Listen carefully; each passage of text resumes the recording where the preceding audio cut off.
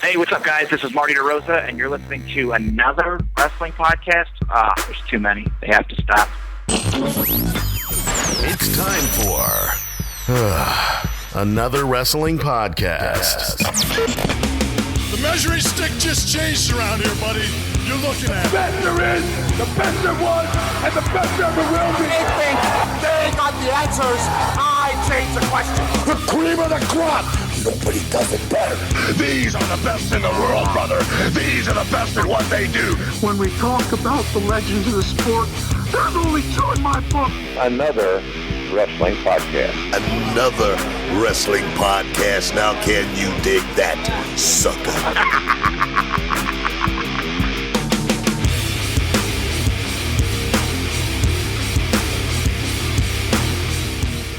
All right.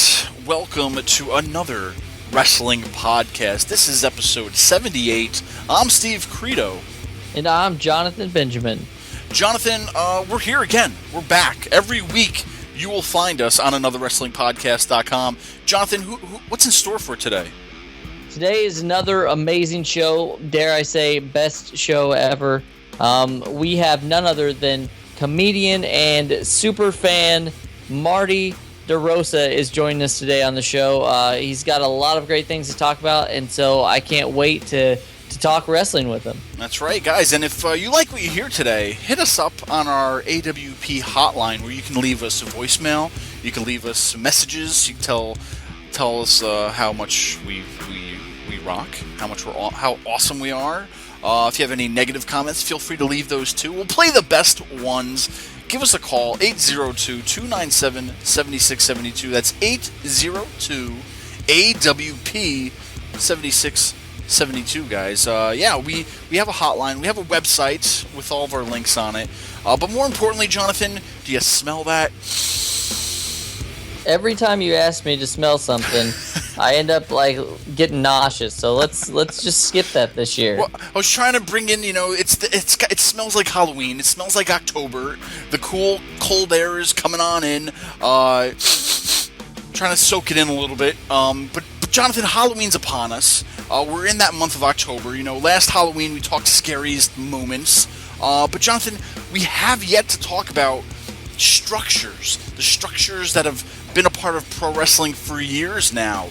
That kind of adds a little bit of level of creepiness for this theme of the month for Halloween. What do you think? This is a great topic to talk about because obviously anytime these structures get involved, we have some mayhem, some carnage, some blood loss probably. So I definitely think that you hit the nail right on the head for a Halloween-themed kind of show for this month. So let's get right into this. Do you have a specific, cage or structure that you really enjoy more than maybe some of the others? Well, Jonathan, there's been a handful over the times. I'm going back to my earliest memory. The old big blue steel cage that was always used. That was probably one of my favorite cages, only because if you hit that cage, Jonathan, you really hit that cage. There was no giving it, man. It was solid blue steel. Sounds like Zoolander cologne or something.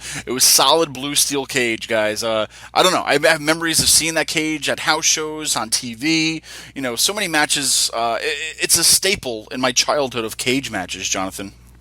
Yeah, that cage really probably, for most of us in the United States, and really for the WWF at the time, that was the first cage that we saw. I know that there's, the generation a little before us saw Snuka in the cage, the kind of fence-like chain link cage that they had in Madison Square Garden. But really, Big Blue was the one that we grew up on, and I'll always hold a special place in my heart for Big Blue. But with the times, things start to change, and the cage changed with it. So as we got closer to, the new generation era, the Attitude Era, the cage changed, and we were kind of left with more of a fence-like structure. Now, what were your thoughts on that cage?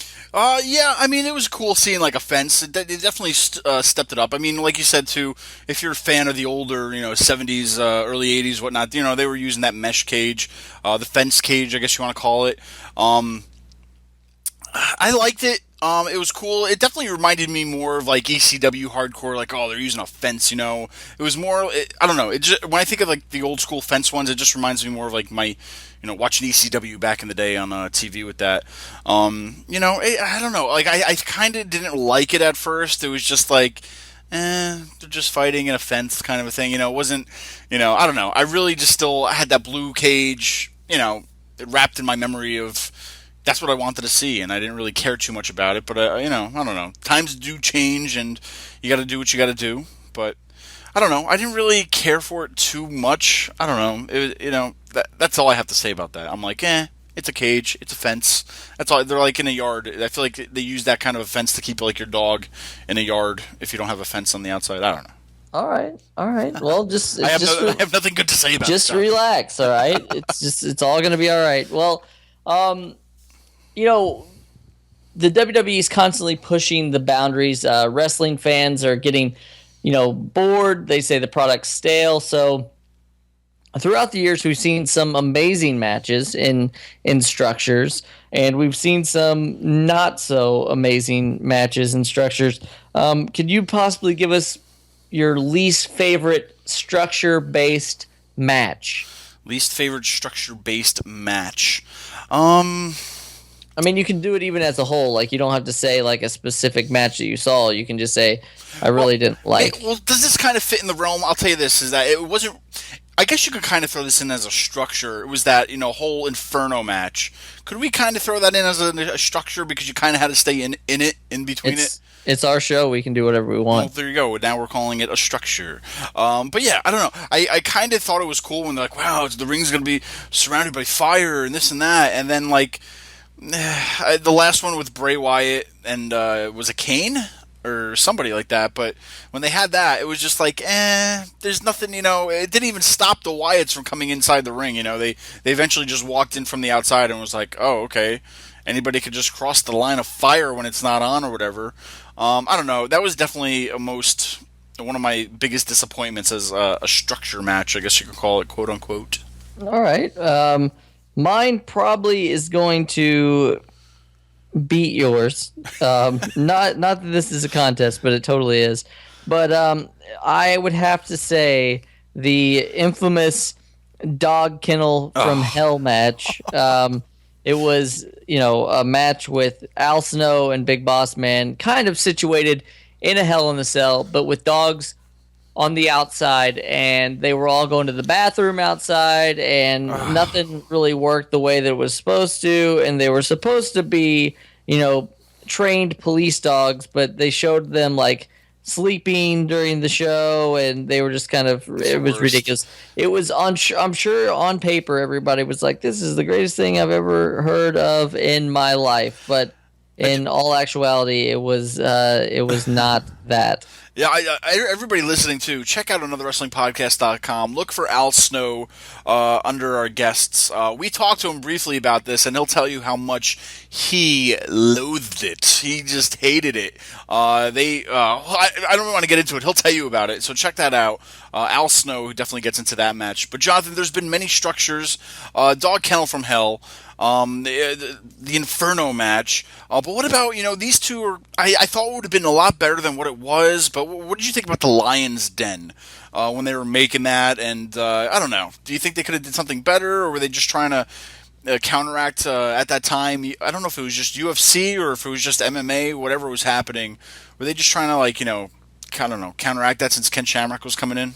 Yeah, I think that they were trying to strike while the iron was hot. They were bringing in Severn at the time, Ken Shamrock, and I think that there is a crossover there. A lot of the people, we saw that with Brock Lesnar, so a lot of the fans of professional wrestling are also MMA fans, and so they were probably just trying to capitalize on that. I don't think it was executed as well as it could have been. I think that they could have done more of like a tournament style thing where it was maybe, guys that wanted to show that they were, MMA, tough or whatever.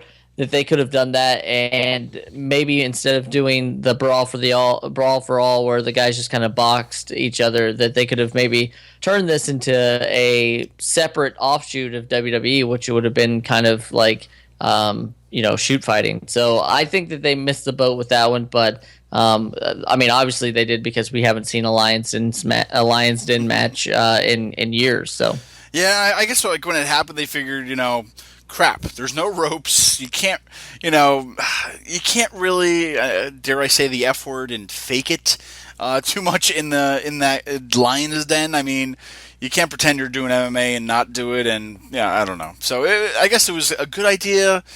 It was kind of like the right place, wrong time kind of a thing, maybe. I guess we could put that in that category. I don't know. But yeah, I don't know. It was definitely a structure, though, and it had a little bit of life, but didn't last too long. Jonathan, I didn't see this one live, though, and I always try to go back to it, and I still scratch my head at who came up with it, or was it big overseas somewhere, or what did I miss in the Punjabi, let me get this right, Punjabi prison match? What?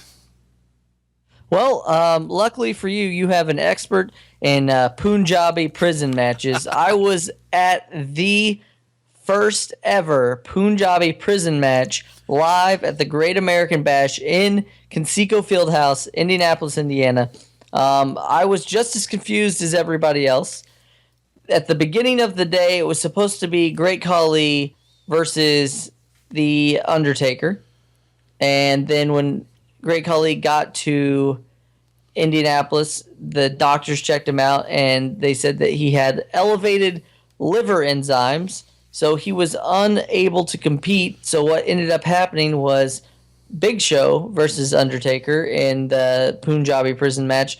So basically, the match was supposed to be this like really sharp bamboo that people had to climb out of one cage just to climb out of another cage. But in actuality, it was not bamboo at all. It was, metal poles painted to look like bamboo. So it was definitely a dud. They've done, I think, only 2 of the Punjabi prison matches in recent memory. So yeah, I just Googled it, because when you said you went to the first one ever, I'm like, crap, they did more than this one? And I was like, okay, there were 2, and only 2. So I was like, wow, I guess I missed that decade or something. I don't know what happened with me, but I was... I wouldn't say you missed it. Well, there you go. Another structure on our list, Jonathan. There's quite a few more, though. Yeah, absolutely. We talk about it, and this Sunday, obviously, if you haven't been living under a rock, you know that it is Hell in a Cell. We talked about it a little bit, but the Hell in a Cell, I think, really kind of took it up a notch. A lot of people talked about the cage matches and all that stuff, but then in 1997, we got the first ever Hell in a Cell match, and it was Shawn Michaels versus Undertaker, and I think that kind of set the precedent of these Hell in a Cell matches. I don't know, Jonathan. Undertaker versus Mankind, that was Hell in a Cell. That just, I don't know. That was like one of the, I know we talked about it here and there on past episodes, but man, I'm surprised they did any more after that match. That just, all I think about Hell in a Cell is that match. No, and I think that's because you saw somebody literally get thrown off of a giant cage. But I think that the match itself is kind of, reinvented itself. It started out as a kind of big, clumsy structure, and now it's, it's a little bit tightened up. It looks a little bit better now. It reinforced it definitely. The problem I think with it now is that it's got to live up to all the other ones. And that's the same thing with like Money in the Bank and any of those kind of gimmick matches, is that they, Hell in a Cell is a pay-per-view now, so they use it at least once a year.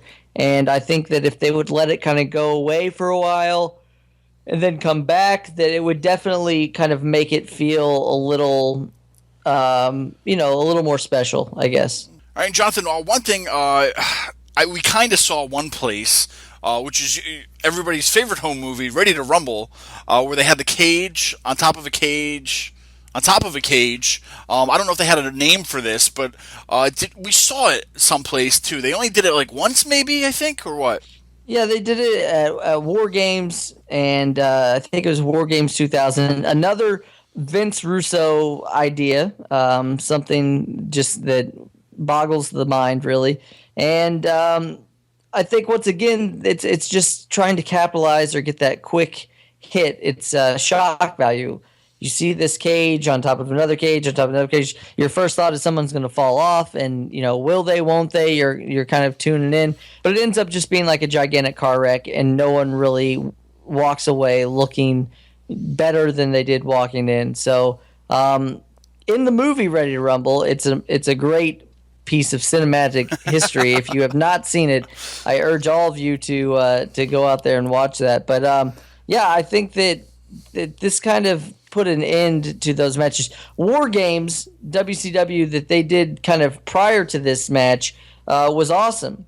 You had 2 rings, you had 2 cages, people fought in one cage, people fought in another cage, and then the winners all kind of ended up in the same cage and fought, which is awesome because it was different than, it started out with 2 people and then from different teams. Then somebody else could come in from a different team. So you could have 3-on-1, 4-on-1, 2-on-1, 1-on-3, whatever the case may be. So that was a good idea in theory and probably something that should be brought back to the WWE. But we all know how Vince is with things that weren't created by him. So I would not think that we'll see that anytime soon. All right, well, interesting. Well, guys, gals, everybody listening, we talked a lot about different structures, cages, lion's den, prisons, elimination chamber. We kind of maybe skipped over, but that's another structure. Hell in a Cell, War Games, all this fun stuff, guys. Tweet us at @AWrestlingPod. That's @AWrestlingPod. Let us know. What was your favorite one? Did you have a favorite thing that you always loved watching? Let us know. We want to know. And we'll respond back to you. But Jonathan, joining us right now, coming in our studio, is none other than Marty DeRosa. All right, everybody. On today's show, we are being joined by a comedian, a fellow podcaster, and a wrestling superfan. His podcast, Wrestling with Depression, is helping to bring awareness to depression and other mental illnesses. Ladies and gentlemen, please help us welcome Mr. Marty DeRosa. Marty, thanks so much for joining us today. How you doing? I'm doing great, Jonathan. Thanks for having me on the program. That was a very nice description of the podcast. That was fantastic. Oh, you should be on all the shows that I do. Oh, thank you. Now, I really want to get into this. It's a awesome thing, and we obviously just mentioned Wrestling with Depression. What inspired you to create a podcast about such a serious subject? I wanted to do the podcast for a while. I've done, like you said, done a million podcasts. I've been on a million podcasts, and a lot of the times there was no real focus to the podcast. And I'm a big fan of podcasts that sort of have a focus, that have sort of a structure. And it's something that, mental illness, depression, something I've dealt with my whole life. And I had a lot of fellow stand-up comedians who also deal with it. And we would talk about it a lot. And it would always be kind of entertaining talks. And I just wanted to sort of find a way to sort of channel that and give it some focus and, make it a podcast and let people out there see that they're not the only people with depression. And, if I can flip in some wrestling references or we have some fun episodes where I'll have some wrestlers on, it's perfect. Mental health has become a huge topic of discussion as of late. What do you think could be done better here in the U.S. to help many people who suffer from mental illness?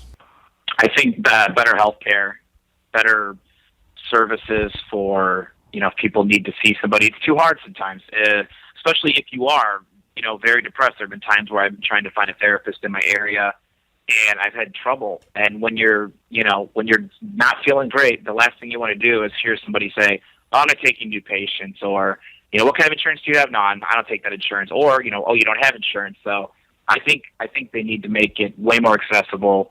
I think they need to have organizations. There's a great organization, NAMI.org, NAMI.org, who's an awesome resource to help find somebody in your area to talk to. But I think it just needs to be more. I think it needs to be just way more. As many Stamps.com commercials or Audible.com commercials you have on podcasts. Like there should be that many. Like, hey, if you're not feeling right, if you need someone to talk to, there's these outlets to talk to somebody. So I think there needs to be definitely more awareness in that, and less of a stigma. Less people feeling weird about going to a therapist or talking to somebody or trying medication. Now, I was just going to bring that up. Back in, I say back in the day, I'm only 31, but back in the day whenever they, like cancer was just really being talked about, it was kind of a taboo subject. A lot of people, if you got it, you didn't tell people, or a family member had it, you didn't really say much. And I feel like you kind of just touched on that, but mental illness and awareness about these things, I feel like that's kind of the new way that this is happening, and people don't talk about it until it's too late. So I definitely commend you on what you're doing, and I definitely appreciate it. So Thank you, man. That's very cool. No, I appreciate it, and that's the thing.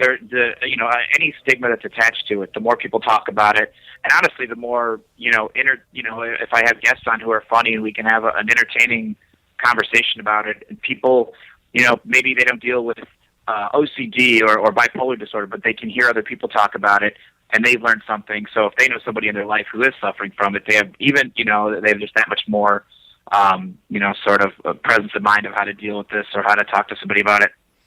Yeah, absolutely. Now, you're obviously a jack of all trades. We mentioned a few of the many things that you do in the intro, but a lot of people probably know you from your stand-up. Now, when did this all start taking place? When did you decide that you wanted to start being a comedian? I started doing stand-up about I would say about 8 or 9 years ago in Chicago. And Chicago has a great comedy scene. So I would just go to shows and watch. And it was one of those things where I finally was just like, I think I can do this. I overthought it way too long. I waited too long to get started, and then finally got started, figured out some things, and then just it was kind of no looking back from there. Who would you consider some of your comedy heroes? Growing up, I loved like dirty comics. I loved like Andrew Dice Clay or Eddie Murphy. And pretty much, it's like wrestling. I would watch any comedian I would see on TV, just like I'd watch any wrestling. I wouldn't be like, oh, I don't like this, I'm turning the channel. If it was comedy or if it was wrestling, I watched it. So anybody, that was on Comedy Central, anybody that was on any of the late night shows, I would watch everybody, even the bad. That's why I love bad wrestling too. Like you can learn as much from watching bad comedy as good comedy, and I can watch a bad comedian special on Netflix and get maybe it's a twisted enjoyment out of it, but just as much enjoyment sometimes out of watching like a Patrice O'Neal or Bill Burr special. Absolutely. Now, as far as comedy goes, what are some of your goals? I guess like we are a wrestling podcast, so I have to talk about this a little bit. So as far as your WrestleMania moment in the world of comedy, what would that be for you? I am just trying to get into the NXT of comedy right now. Wrestling and comedy are very similar. I'm at the point right now where comedy is my full-time job, just like somebody on the indies who's finally decided, like, you know what, wrestling is my full-time job. I'm trying to pay my rent with comedy, with acting. And that's the goal right now. And then, kind of everything else is just sort of icing on the cake. Obviously, you'd like to be on TV. You'd like to do a Comedy Central special, all those things. But right now, the goal is just, paying my rent with comedy. And like I said, it's the same thing as an indie worker out there who's trying to pay the rent through wrestling. Any place you want to perform that you haven't gotten the chance to yet? I think the Comedy Cellar in New York, that's one of those places that everybody talks about as an amazing place. And there are those places that wrestlers all talk about. They love to wrestle at. And for comedians, there's a place in Madison, Wisconsin called the Comedy Club on State Street. And I was just there, and it's just one of those places where you're just like, wow, this is amazing, and you get spoiled there, and you wish every show was that good. Okay, so now we mentioned it. We've been tiptoeing around it. I've got to, ask some more wrestling stuff. But you've picked up quite the following as of late with your adventures in pro wrestling. Have you always been a wrestling fan? Always, as far as I can remember. Whether it was like, I remember getting like G.I. Joes or like the toys that my older brother had or whatever, and then they became mine. I was never concerned with like playing war with them. It was always everything was a wrestler. Everything was wrestling related. If you were my friend growing up, you were into wrestling. Like we were watching pay-per-views. We were, wrestling in the backyard. It was always about wrestling. That's awesome. Now, who were your favorites growing up? Being from Chicago in the Midwest, there was some awesome wrestlers coming through there. Who were some of your favorites? Yeah, we got everything. We got WWF. We got NWA, which became WCW. We got World Class. I loved World Class as a little kid. That was one of my absolute favorites. I thought the Von Erichs were the coolest. And like on ESPN, after school, I'd come home and watch World Class. And I was more of like an NWA kid growing up. Like I loved, if you wear face paint, you were my guys. I loved the Road Warriors. I loved Sting. I loved Muta. And I grew up hating Ric Flair, and then I became I learned to appreciate Ric Flair. So the Horsemen and all those guys, Midnight Express. Any of those. Like I just loved the tag teams too in that era. So those were the ones growing up. As you heard, we have just scratched the surface with Mr. Marty DeRosa, and we will be talking with him again shortly. We've got a lot to cover today, but before we get back into anything, we have this podcast that you can check out all over every form of social media that there is. But every now and then we do what we like to call YouTube exclusives. Now, these are interviews that you will only hear on YouTube. They're never before heard on iTunes or Podbean or any of those places that we put out our podcast. So you should subscribe to us on YouTube. That's youtube.com/Another Wrestling Pod. But we also, Steve, put up our old shows on there as well. So if you're listening to this one and you want to find out any other show that we've ever had, we're at 78 right now. So if you want to go back through 1 through 77, you can find that on youtube.com/Another Wrestling Pod. Hey guys, what's going on? Hey, who is this? Hey, it's Tig. Tigman from WPDH. Yeah. All right. Yeah. How's it going, man? Good. Well, we got you here. Let's talk some wrestling, right? Yeah, guys, we're ready for Hell in a Cell this Sunday, man. What do you guys think? It's going to be great. Yeah, Jonathan, I mean, what's on there? This is Taker versus Brock. This is number 3, right? Yeah, this is the final match between the three, and it's inside Hell in a Cell. So, as well as I do, that anything can happen inside that Hell in a Cell. But what do you guys think is going to happen here? Because I'm having a hard time figuring out what the ending is going to be on this. I mean, SummerSlam, you saw how that. I wasn't happy with the way it ended on SummerSlam. I'm a big mark for Brock Lesnar, and the way he went out, at SummerSlam, basically Undertaker put him out, right?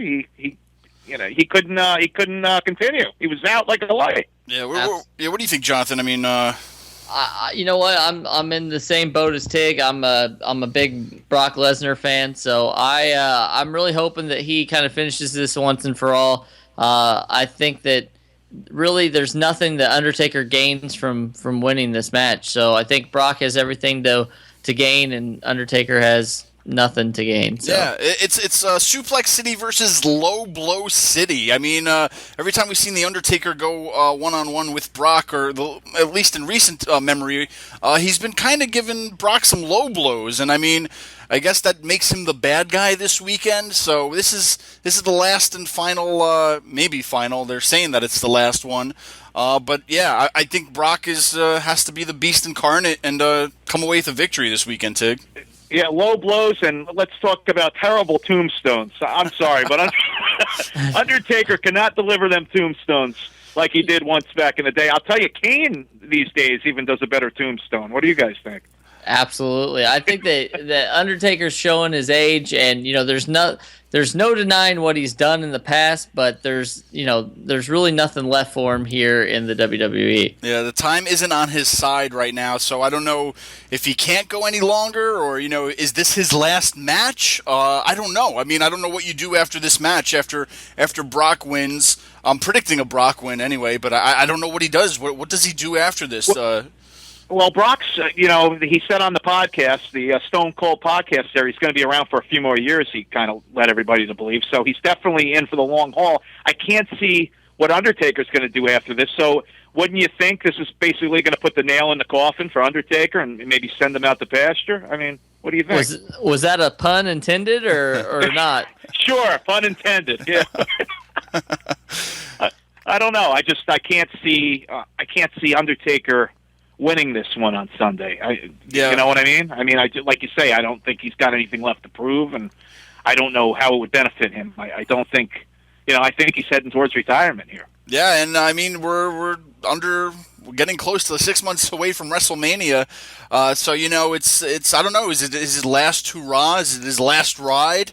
I don't know. I mean, this could be the beginning of the end. Maybe it could be. It's the Go to Hell tour for Brock Lesnar, but maybe this is the goodbye to the Dead Man tour. I don't know as well. We'll see. I guess, right? No, we're definitely looking forward to it. It should be a great pay-per-view. Now, Tig, is there any Hell in a Cell that really sticks out in your mind? Like, do you have a favorite Hell in a Cell match of all time, or do you just enjoy watching all of the Hell in a Cells? Well, they're always great. I was talking to my good friend Joe Mason about this, actually. He's another big wrestling fan. He loves you guys. Sure, yeah, we know Joe. Yeah, Joe's a great guy.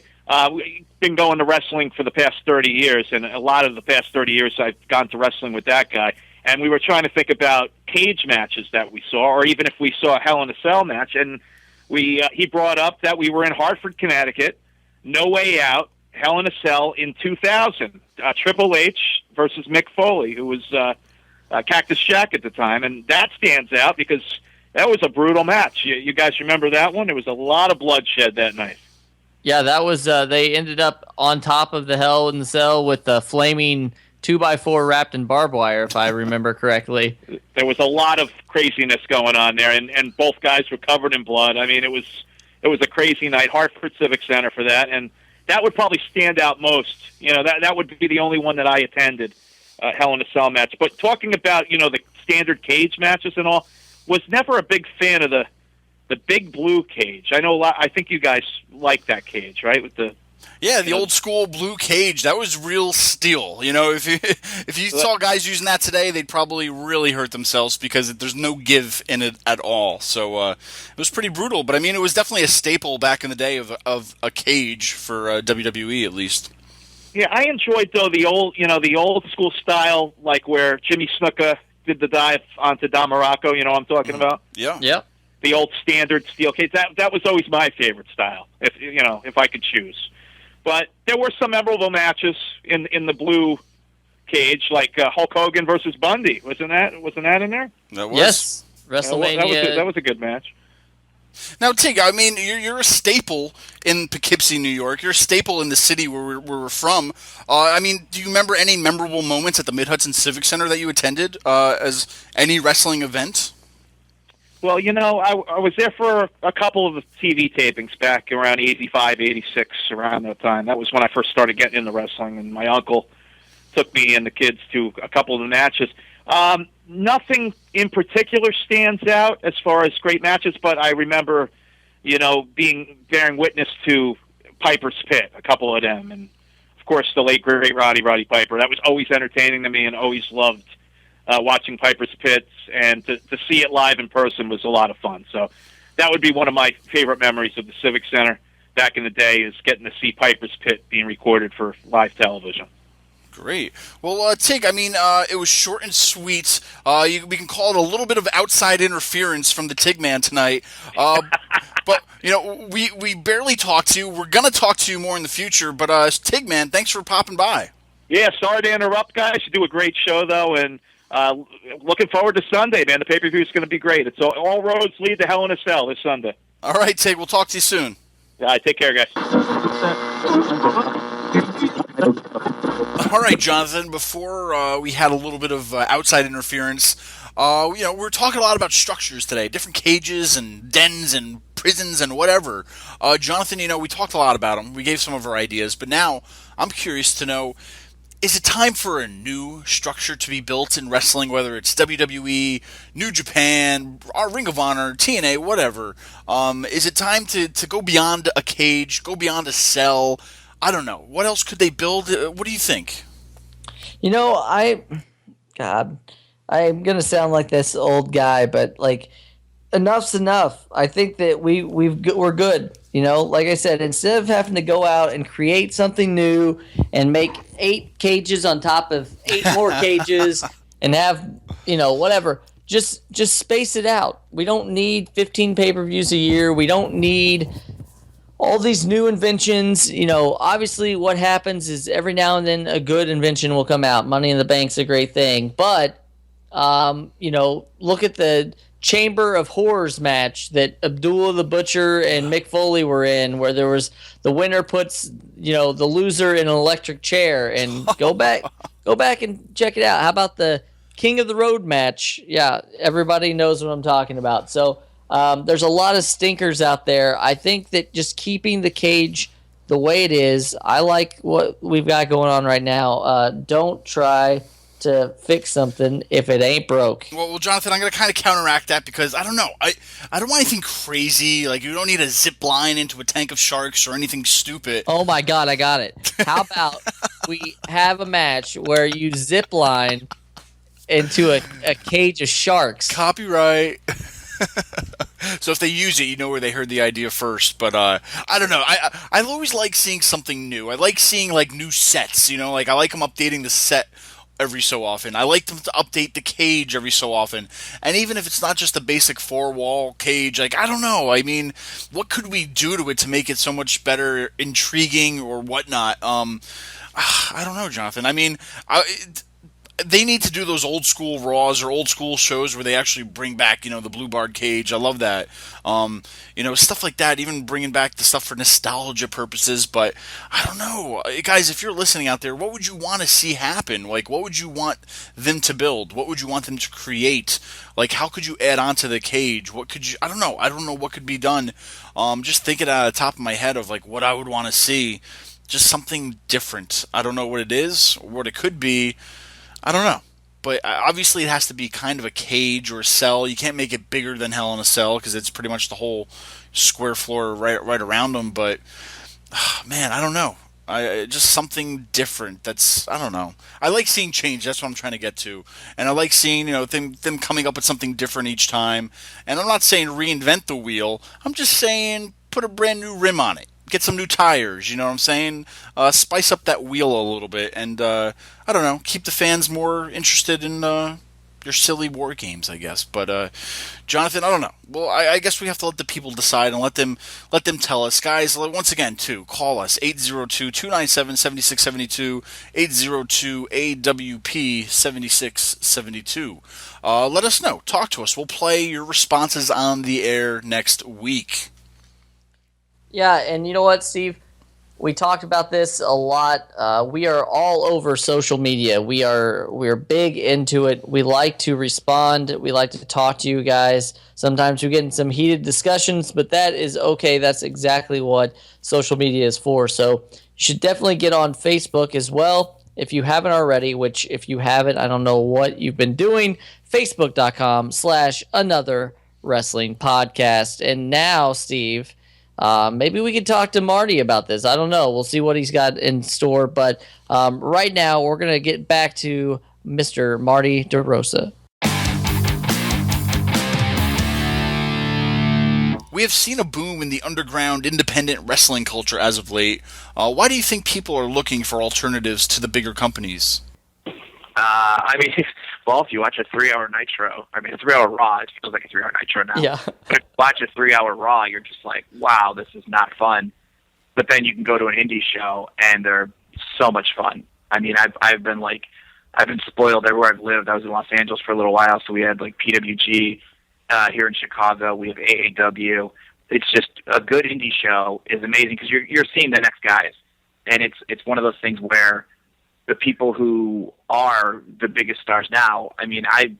Where I grew up in Northwest Indiana, we had one show. There was Punk, Cabana, Daniel Bryan, AJ Styles, Samoa Joe. The list goes on, and I can remember seeing the newer guys come along. Oh, who's this Roderick Strong guy, or who's these guys? So you kind of see the next evolution in wrestling.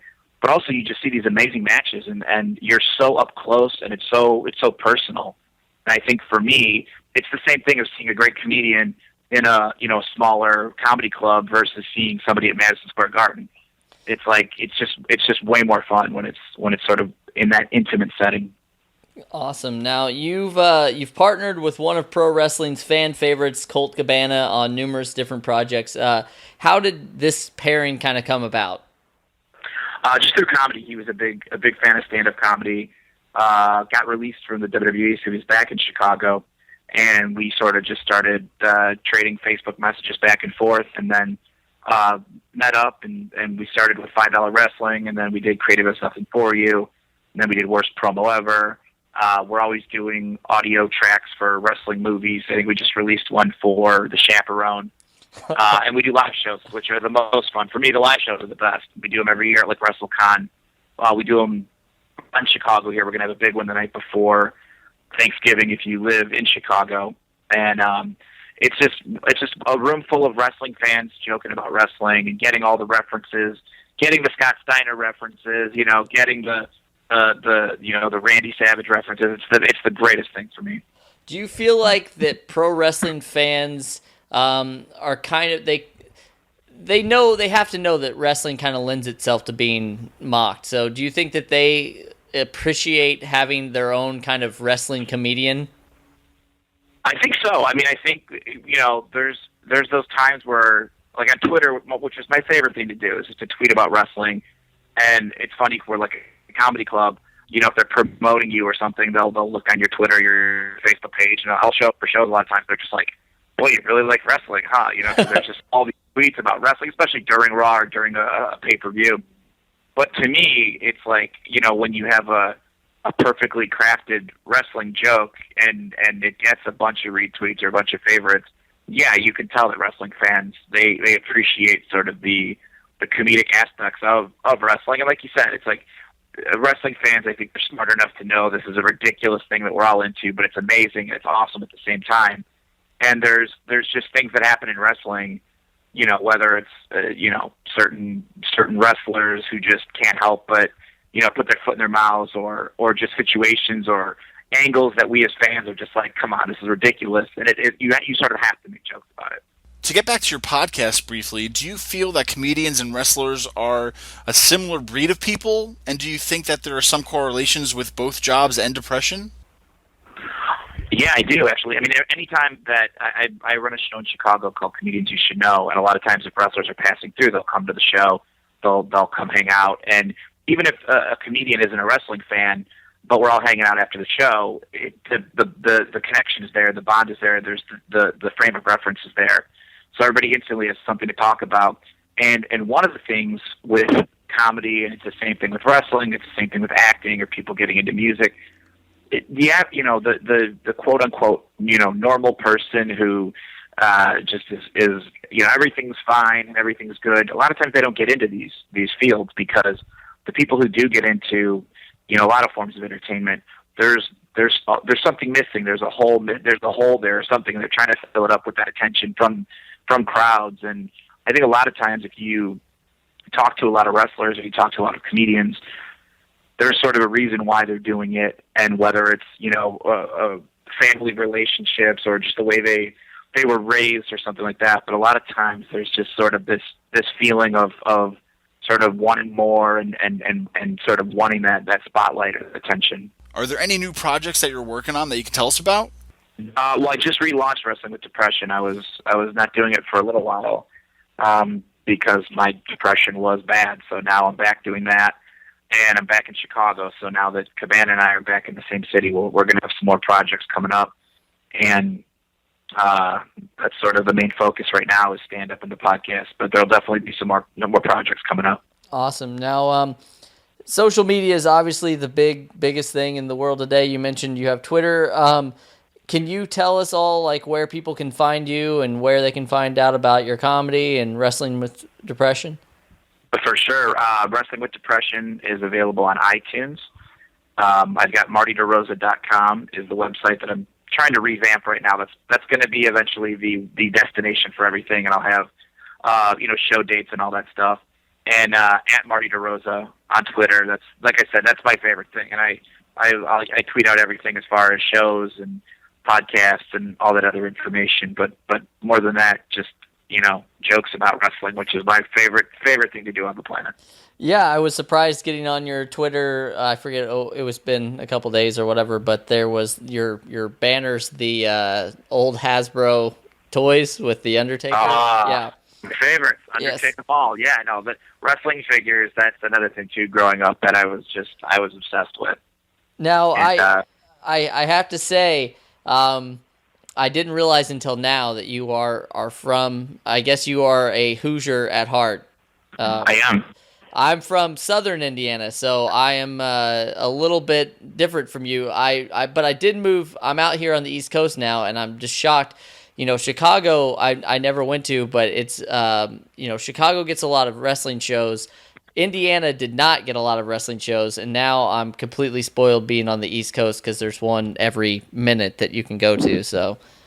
Yeah, where I grew up in Cherville, Indiana, which is considered Northwest Indiana, which is basically a suburb of Chicago. We get the Chicago newspapers, Chicago television. You grew up liking the, Bears, Cubs, Blackhawks, all that stuff. So I've always sort of identified with Chicago, even more so than kind of, any team in Indianapolis or anything like that. But wrestling-wise, yeah, we got everybody in Chicago. And then for that run, that IWA Mid-South would be in Highland, Indiana all the time, and I always went. It was awesome shows.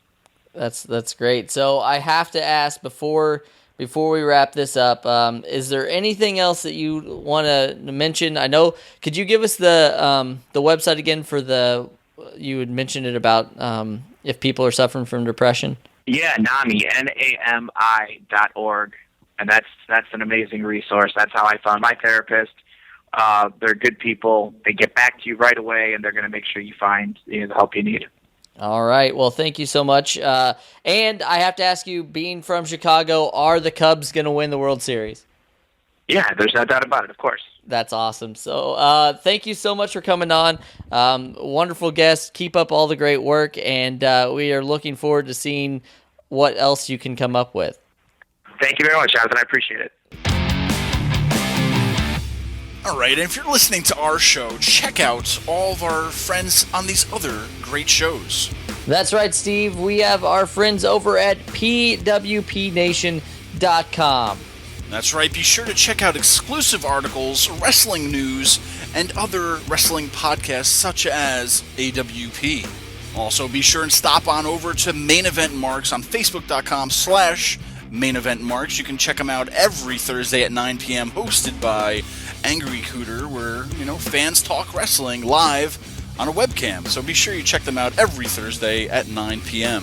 And if you still have a hankering for more wrestling and just general debauchery, I suggest going over to The Joe Cronin Show. You can check him out on youtube.com/Joe Cronin Show.